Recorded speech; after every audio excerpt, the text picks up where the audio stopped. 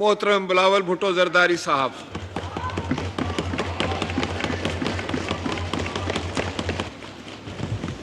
بسم اللہ الرحمن الرحیم.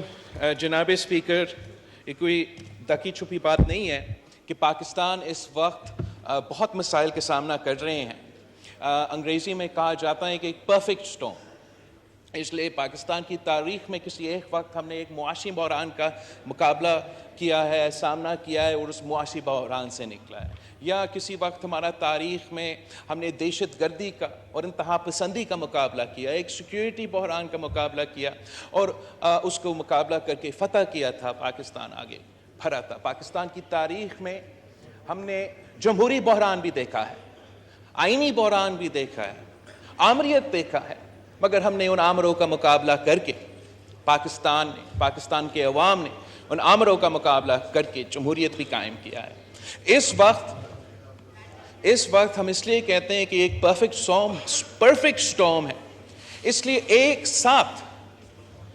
ساتھ پاکستان کے عوام ایک تاریخی معاشی بحران کا مقابلہ کر رہے ہیں، تاریخی مہنگائی کا مقابلہ کر رہے ہیں، تاریخی بے روزگاری اور غربت کا مقابلہ کر رہے ہیں. کچھ ہمارے اپنے فیصلوں کی وجہ سے، کچھ اس لیے کہ ایک ایسا نالائق نااہل وزیر اعظم ہم پہ مسلط کیا گیا جس نے اپنے ہاتھوں سے پاکستان کی معیشت کا گلا گھونٹا، جس نے اپنے ہاتھوں سے پاکستان کو ڈیفالٹ کی طرف دھکیل دیا گیا. مگر کچھ اس معاشی بحران کی وجوہات ایسی بھی ہے جو ہمارے ہاتھ میں نہیں ہیں، جیسے کہ کووڈ کا پینڈیمک نے دنیا بھر میں ایک معاشی بحران پیدا کیا، جس کا نتائج جو ہے وہ آج بھی ہم اس کا سامنا کر رہے ہیں، پوری دنیا اس کا سامنا کر رہے ہیں. ساتھ ساتھ جو روس اور یوکرین کے درمیان جنگ شروع ہوا ہے اس کا بھی اثرات ہیں، ان کے اوپر جو سینکشنز لگے ہیں ان کا بھی اثرات ہیں، اور وہ معاشی بوجھ دنیا بھر کے عام آدمی، سفید پوش طبقہ، غریب آدمی وہ بوجھ وہ اپنے کندھے میں اٹھا رہے ہیں مہنگائی کی صورت میں، اور ہم بھی اس معاشی بحران کا سامنا کر رہے ہیں.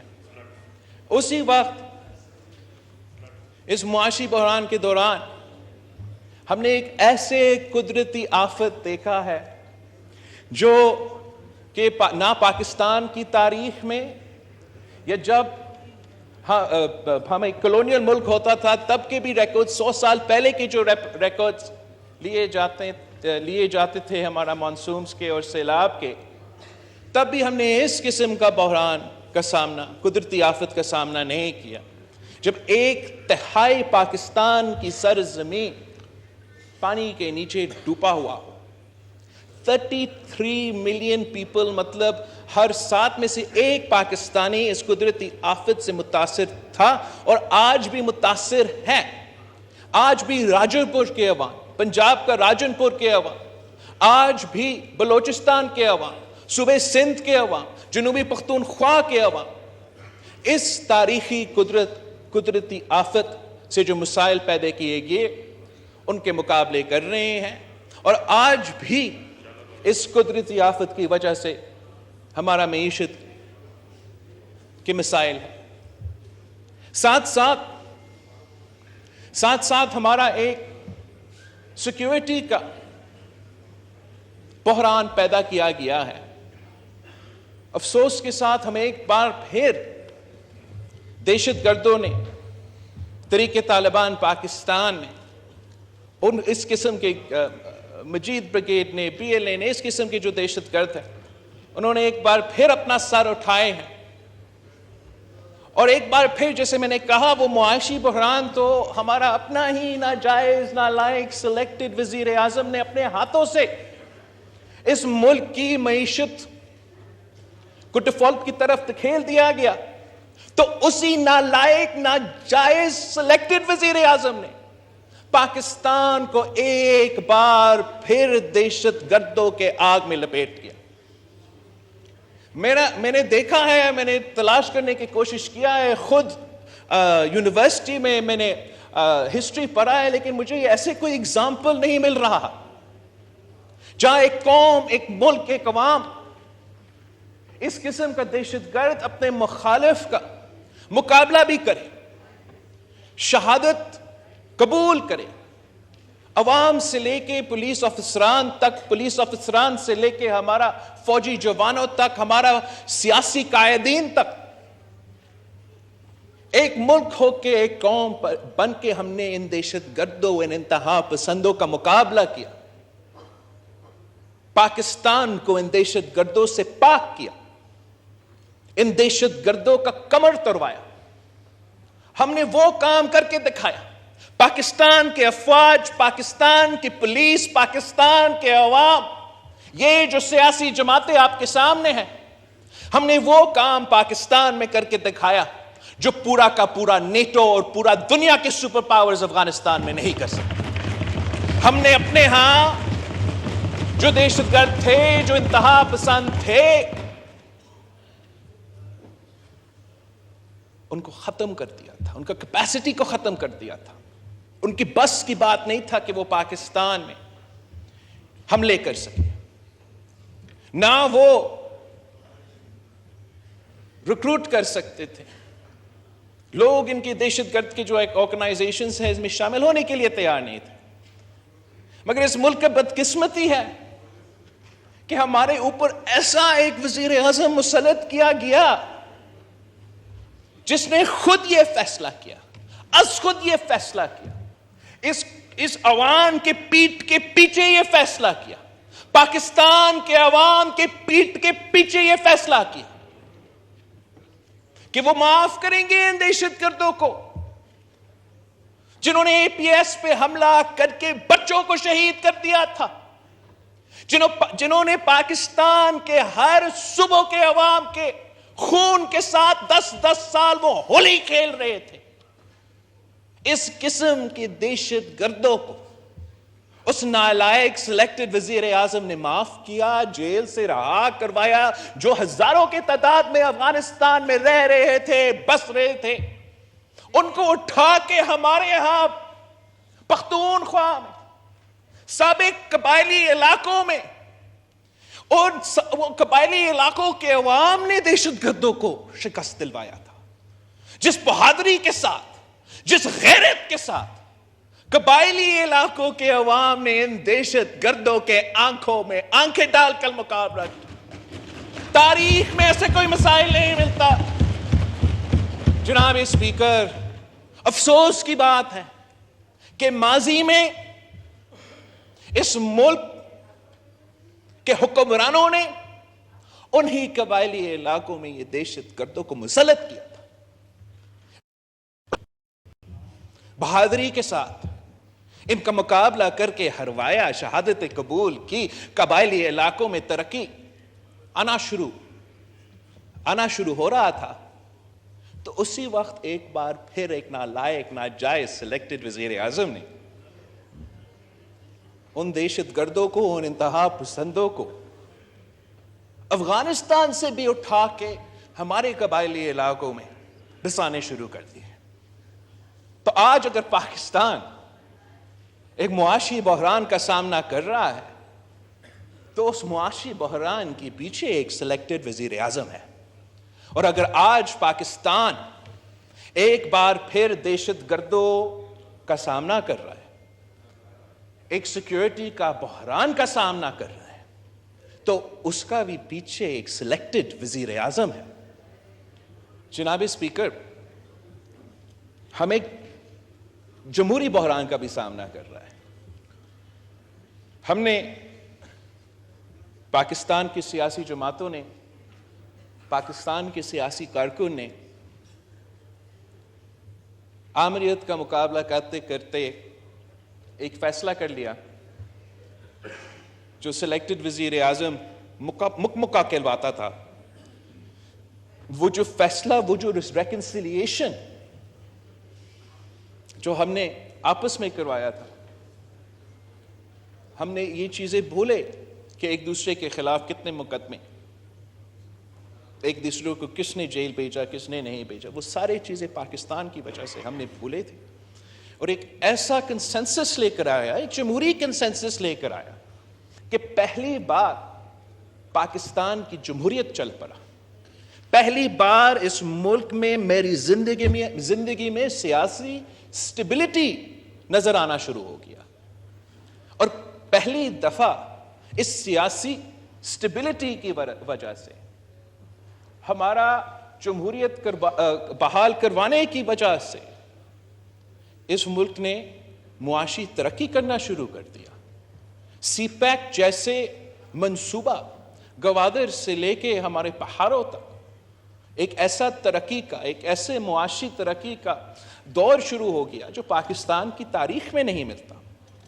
مگر جیسے ہی ہم نے وہ چارٹر آف ڈیموکریسی سائن کیا، جمہوریت کو بحال کیا، اور اسی چارٹر آف ڈیموکریسی کی وجہ سے 1973 بحال کیا 18ویں ترمیم کی صورت میں، اسی چارٹر آف ڈیموکریسی کی وجہ سے ہم نے NFC ایوارڈ دلوایا، صوبوں کو ان کو حق دلوایا، پختونخوا کو ان کو شناخت دلوایا، صوبوں کو ان کو اپنے وسائل کے مالک بنائے۔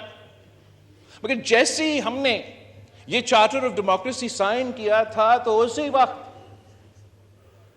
جو غیر سیاسی بھی لیکن خاص طور پہ غیر جمہوری قوتیں ہیں، انہوں نے ایک ہائیبریڈ جنگ شروع کیا تھا، ایک ہائیبریڈ جنگ جمہوریت کے خلاف، اس سیاسی کنسنسس کے خلاف، چارٹر آف ڈیموکریسی کے خلاف، یہ سیاسی جماعتوں کے خلاف۔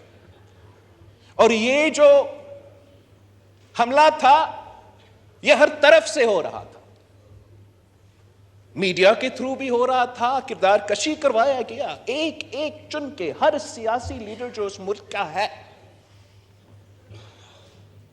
ایک ایک کا چناؤ کیا گیا، میڈیا کے تھرو ان کا کردار کشی کیا گیا۔ اگر کیسز بنا سکے تو کیسز بنوائیں گے، اگر کیسز نہ بھی بنا سکے تو میڈیا کے تھرو ایسا سیاسی کردار کشی کروایا گیا، اور ان کا مقصد یہ تھا کہ پاکستان کے عوام کا اعتماد نہ صرف ان سیاسی قیادت سے اٹھ جائے مگر الٹیمیٹلی اس عوام سے اٹھ جائے، اس جمہوریت سے اٹھ جائے۔ ساتھ ساتھ ہمیں سب یاد ہے اور ہمیں اس بات سے ڈرنا نہیں چاہیے، اب جو بحران ہمارے سامنے پیدا ہوا ہے اس کا ذمہ دار کون ہے؟ ہم تاریخ میں اتنا پیچھے نہیں جاتے ہیں کہ کون چلے ہم جاتے بھی ہیں۔ 1996 میں جس طریقے سے جنرل ریٹائرڈ حمید گل نے اس سلیکٹڈ کا انگلی پکڑ کے سیاست میں لے کر آئے، وہ کیوں لے کر آئے؟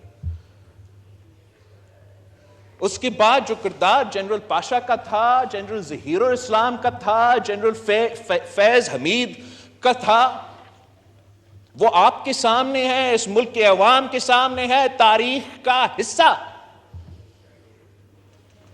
وہ بھی اس جمہوری اتحاد کے خلاف، ایک سیاسی کنسنسس کے خلاف، اس 18ویں ترمیم کے خلاف، اس جمہوریت کے خلاف ایک گٹھ چوٹ تھا جو اس ہائیبریڈ جنگ میں شامل تھے، کسی اور کے خلاف نہیں، اپنے ملک میں 18ویں ترمیم، ہمارا فیڈریشن کے خلاف، ہمارا جمہوریت کے خلاف یہ لوگ شامل تھے جناب اسپیکر۔ اور کون شامل تھے جناب اسپیکر؟ ہمارے کچھ اتحادی بھول جاتے ہیں مگر ایک اور چیف جسٹس بھی تھا، افتخار چودھری صاحب۔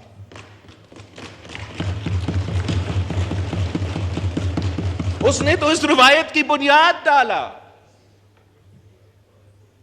اس نے جو چیف جسٹس کا آمریت ہے سپریم کورٹ میں قائم کیا تو افتخار چودھری نے قائم کیا، جو آج آنریبل ججز کہتے ہیں کہ the monopoly of the chief justice، وہ تو monopoly قائم کیا تو چیف جسٹس افتخاری نے قائم کروایا،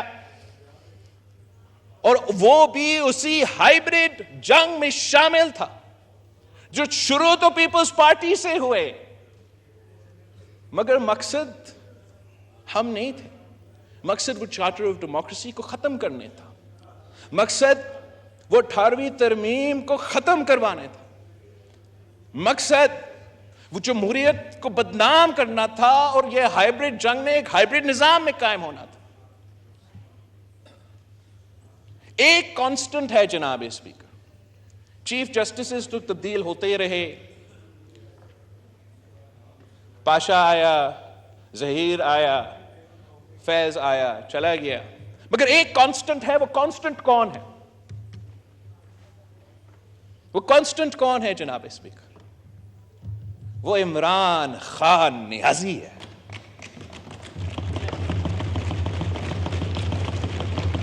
اس کرکٹر کو ہمارا اسٹیبلشمنٹ نے جو سیاست میں لے کر آیا. 30 سال میں پاکستان کے عوام کا پیسہ، پاکستان کے ادارے اس جرم میں شامل تھے کہ وہ ایک فرینکنسٹائن بنا رہے تھے. یہ ہر وقت ہوتا ہے جناب اسپیکر. کچھ آئنسٹائنز ہمارے ادارے میں بیٹھتے ہیں، اس ملک کے فیصلے کرتے ہیں، اسٹریٹجک ایسیٹس بناتے ہیں، اور آخر کار وہ اسٹریٹجک ایسیٹس ہم سب کے گلے پر جاتے ہیں.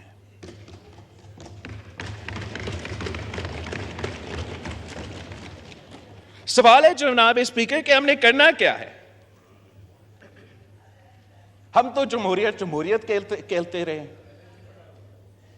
ہم آئین کا بالادستی، آزاد عدلیہ، آزاد میڈیا، ہم تو یہی باتیں کرتے رہے. لیکن ان کا جواب میں، ہمارا ہر جمہوری قدم کے جواب میں ایک غیر جمہوری، غیر آئینی قدم اٹھایا جاتا ہے. ہم نے اگر اس سلیکٹڈ ناجائز غیر جمہوری وزیر اعظم کو نکالا تو ہم نے کوئی غیر جمہوری قدم نہیں اٹھایا. ہم نے جان بوجھ کے اپنا 3-4 سال جو ہم اپوزیشن میں بیٹھے تھے، ہم نے جان بوجھ میں ہر وقت میں ہم سوچتے رہے. ہم میٹنگز میں کتنے گھنٹوں تک ساتھ ہوتے رہے اور بار بار اس بات پہ اٹکے تھے لیکن یہ تو غیر جمہوری ہو جائے گا. اگر ہم دھرنا کریں گے سر، یہ غیر جمہوری ہو جائے گا، ہم بس آگے چل سکیں گے. ہم گیٹ نمبر 4 پہ کھٹکھٹا کے اس وزیر اعظم کو نہیں ہٹائیں گے، اس لیے وہ تو غیر جمہوری ہوگا. ہم ایسے کرتے ہیں کہ ہم ووٹ آف نو کانفیڈنس لے کر آتے ہیں. اس کا جواب میں انہوں نے آئین توڑوایا. ہمارا جمہوری عدم اعتماد کے جواب میں جو سپیکر تھا اس وقت تھا، جو وزیر اعظم تھا اس وقت تھا، جو اس وقت تک صدر پاکستان ہے، انہوں نے آئین توڑوایا. اس کا جواب میں ہم نے کیا کیا؟ وزیر اعظم صاحب آپ نے کیا کیا؟ 1 سال ہم حکومت میں رہے ہیں، آئین توڑنے والے ہمارا اپوزیشن ہے، اور ہم ہاتھ پہ ہاتھ بیٹھے ہیں کہ یہ تو سیاسی وکٹمائزیشن ہو جائے گا. میڈیا کیا کہے گا؟ دنیا کیا کہے گا؟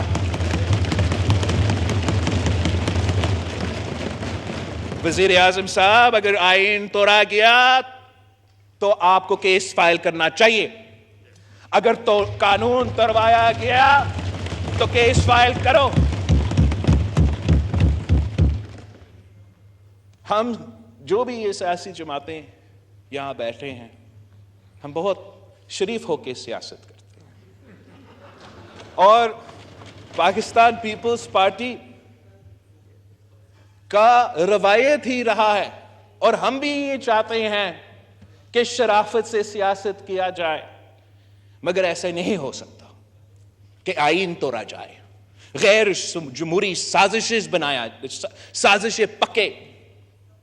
ان سازش میں اہم لوگ شامل ہو اور جمہوریت کی خاطر، سفارش کی خاطر ہم سب خاموش رہے. ہمیں پاکستان کو، عوام کو بتانا چاہیے کہ ہو کیا رہا ہے اس ملک میں. یہ اگر ہم بحران کا سامنا کر رہے ہیں تو کیوں کر رہے ہیں؟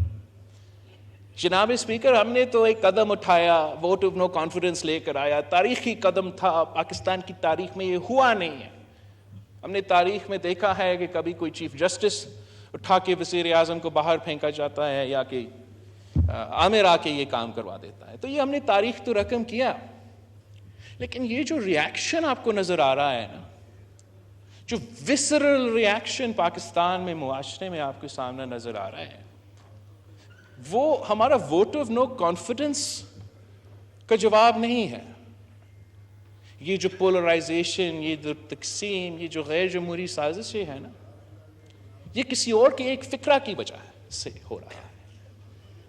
جب ہمارا سابق چیف آف آرمی اسٹاف نے اٹھ کے کہا کہ ماضی میں اسٹیبلشمنٹ سیاست میں مداخلت کرتا تھا، ماضی میں یہ سب کچھ ہوتا تھا، آئندہ ہم یہ کام نہیں کرنا چاہتے، تو ایک پورا پیرلل سٹرکچر ہے جناب اسپیکر. ایک رات آپ یہ بیان کریں گے تو دوسرا رات تو جمہوریت ہوگا، واہ واہ ہوگا، ایسا تو بھی نہیں ہوتا ہے.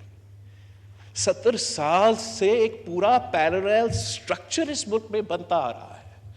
جن کا فائدہ ہوتا ہے تو غیر جمہوری دور میں ہوتا ہے، جب فائدہ ان کا ہوتا ہے تو آمرانہ دور میں ہوتا ہے، ڈائریکٹ آمریت میں یا انڈائریکٹ آمریت میں. اور ایک پورا پیرلل سٹرکچر بن چکا ہے، ایک پورا سیاسی کلاس ہے جن کا کوئی مستقبل نہیں ہے. اگر اسٹیبلشمنٹ سیاست سے پیچھے ہٹتا ہے تو ان کا سیاست ختم ہو جاتا ہے. ان کا اپنے وزرل ریاکشن دیکھا ہے. ان کو آپ وہ خان صاحب کے ساتھ مل کے یہ سازش کروا رہے ہیں. وہ سارے قوتیں، وہ سارے سیاستدان جن کا مستقبل صرف اور صرف آمرانہ دور میں یا سلیکٹڈ دور میں ہوگا. کوئی تو وجہ ہے کہ اس ملک میں جو بھی آمر ہوئے ہیں ان کے اولاد اگر آج سیاست میں ہیں تو طریق انصاف میں ہیں. وہ اس لیے کہ ان کو پتا ہے کہ کسی آمریت کا نو کراس ٹاک پلیز. آرام سے سنیں، نو کراس ٹاک.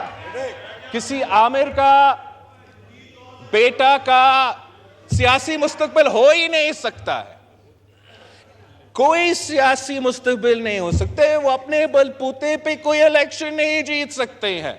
ان کا اگر سیاسی مستقبل ہے تو صرف تب ہے جب آمرانہ دور ہو، اور صرف تب ہے جب سلیکٹڈ دور ہو. اسی طریقے سے جناب اسپیکر ہمارا پورا نظام میں ایسے سٹیک ہولڈرز ہے. ہمارا بیوروکریسی میں بھی ہے، ہمارا جوڈیشری میں بھی ہے، اور ہمارا اسٹیبلشمنٹ میں بھی آج تک بیٹھے ہیں جن کا اگر مستقبل تو وہ آمریت کے ساتھ یا سلیکٹڈ دوروں کے ساتھ.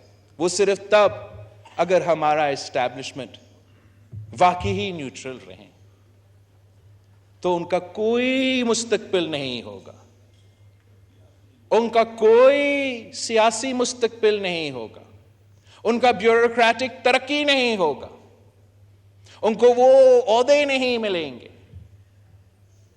اگر پاکستان جمہوریت کی طرف چلتا ہے تو ان کا سیاست ختم. اگر پاکستان آمریت کی طرف دکھیلا جاتا ہے جیسے ہی ہمیں ڈیفالٹ کی طرف اور یہ سیکیورٹی رسک کی طرف دکھیلا گیا، تو ان کا سیاسی مستقبل ہوگا، ان کا ترقی ہوگا. اور یہی وجہ ہے کہ اس حکومت کی ہر قدم کے خلاف ایک ایسا آواز اٹھتا ہے، ایک ایسا گھراؤ ہوتا ہے کہ یہ سارے قوتیں اگر ایک پیج پہ ہے تو اس بات پہ ہے کہ جمہوریت نہیں چل سکتا. اگر ایک پیج پہ ہے تو اس بات پہ ہے تو سلیکٹڈ کو واپس اس کرسی پہ بٹھانا ہے تاکہ ان کا مستقبل کو تحفظ دیا جائے. اور ہم سمجھتے ہیں کہ اگر جناب وزیر اعظم یوسف رضا گیلانی صاحب کو نااہل کروایا گیا تو وہ غیر جمہوری فیصلہ chief justice of the supreme court of Pakistan کی قیادت میں سپریم کورٹ نے سرمایا تھا. اگر 2018 کے الیکشنز میں ہمارا جوڈیشری کا کوئی متنازع کردار تھا تو وہ چیف جسٹس ثاقب نثار کی قیادت میں جس طریقے سے ہمارا سپریم کورٹ نے آئین تروایا، یہ کبھی کہیں ہوتا ہے؟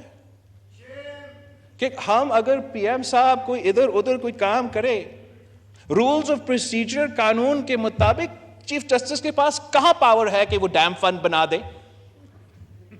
کون سا آئین، کون سا قانون کے مطابق کہ وہ پورا ملک میں سیاسی کیمپین کرے، وہ فائنینشیل کیمپین، وہ پیسہ جمع کرے؟ چیف جسٹس پاکستان بیرون ملک کے دورے پہ جائے اور پیسہ جمع ہو۔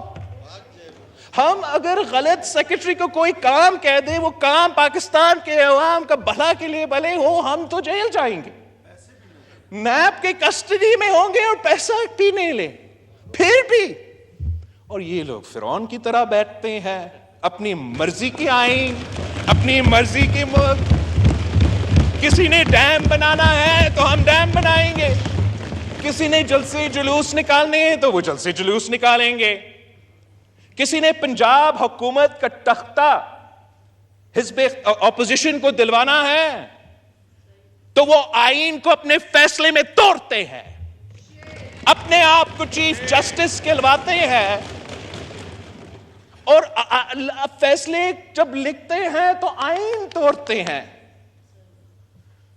ہم حکومت پاکستان کو، خاص طور پہ وزیر اعظم صاحب کو، وزیر قانون کو ہم کہتے ہیں کہ it's too little too late کہ آپ یہ قانون لے کر آ رہے ہیں۔ یہ قانون ہمارا جوڈیشری کو امپاور کرتے ہیں، اس کا نام بدلے جسٹسز امپاورمنٹ لیجسلیشن۔ ہمارا سپریم کورٹ میں جمہوریت اگر بحال ہو رہا ہے تو اس قانون سے ہوگا، جہاں ون مین ون ووٹ، جو ڈکٹیٹوریل اپروچ ہوتا ہے۔ چیف جسٹس کی مرضی قانون کیا ہے، چیف جسٹس کی مرضی آئین کیا ہے، یہ روایت ہم توڑنے جا رہے ہیں۔ یہ کہتے ہیں آپ 2 دن میں لیجسلیشن، سر 2 دن میں کیا لیجسلیشن؟ آپ کو یاد ہے یہ پاکستان پیپلز پارٹی کے ہر منشور سے 2007 سے لے کے آج تک شامل ہے۔ میں اس فلور پہ I'm on the record, we were blackmailed by the judiciary into passing the 19th Amendment. They threatened to strike down the 18th Amendment. تو بلیک میل تھا۔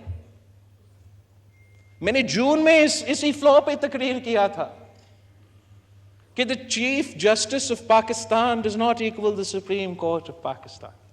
It means each and every member of the Supreme Court. ہمیں نہیں پتا ہے کہ آگے جا کے کیا ہوگا، لیکن ہم یہ جانتے ہیں کہ یہ جو لیجسلیشن، یہ جو قانون سازی اب آج انشاءاللہ تعالی جس پہ کام ہو رہا ہے، یہ تاریخ کا حصہ بن جائے گا کہ آخر کار 2008 سے لے کے اس ہاؤس کی توہین ہو رہا تھا، مدر آف دا کانسٹیٹیوشن کا توہین ہو رہا تھا، ایک وزیر اعظم کے خلاف دوسرا وزیر اعظم کے خلاف ایک ادارہ شامل، سازش میں شامل، اور آخر کار 2023 میں پارلیمان نے فیصلہ کیا ہے کہ ہم اس قانون کے تھرو جواب دیں گے۔ ایک آخری فکرہ اس لیے میں روزہ لگ رہا ہے ہمارا اپوزیشن صاحبان کا، آخری فکر جناب اسپیکر، قائد عوام شہید ذوالفقار علی بھٹو نے کہا تھا کہ نہ میرا نہ آپ کا، ہم سب کا پاکستان۔ اور آج جن بحران کا ہم سامنا کر رہے ہیں، جمہوری، آئینی، سیکیورٹی، معاشی، اس کا حل یہی ہے، یونٹی اس کا حل ہے۔ ہم سب کو مل کے ان مسائل کا حل نکالنا پڑے گا۔ ایک وزیر صاحب نے کہا ایک انٹرویو میں کہ یا ہم ہوں گے یا وہ ہوں گے اپوزیشن کے بارے میں، اور افسوس کے ساتھ کہ ہمارا پولرائزیشن، ہمارا پارٹیزن شپ اس حد تک پہنچ چکا ہے۔ اس لیے آخر کار جب یہ لڑائی ختم ہے تو ہمیں پھر سب آپس میں بیٹھ اور ان کے ساتھ بھی بیٹھنا پڑے گا جن کا شکل ہمیں پسند نہیں، جن کا ماضی اتنا خاص نہیں، اور جس کا مستقبل پہ ہمارا شک ہے۔ شاید ان کو بھی، ان کے ساتھ بھی آخر کار جب یہ لڑائی ختم، اگر ہم نے یہ بحران سے نکلنے ہیں تو نہ میرا نہ آپ کا، ہم سب کا پاکستان، جناب اسپیکر.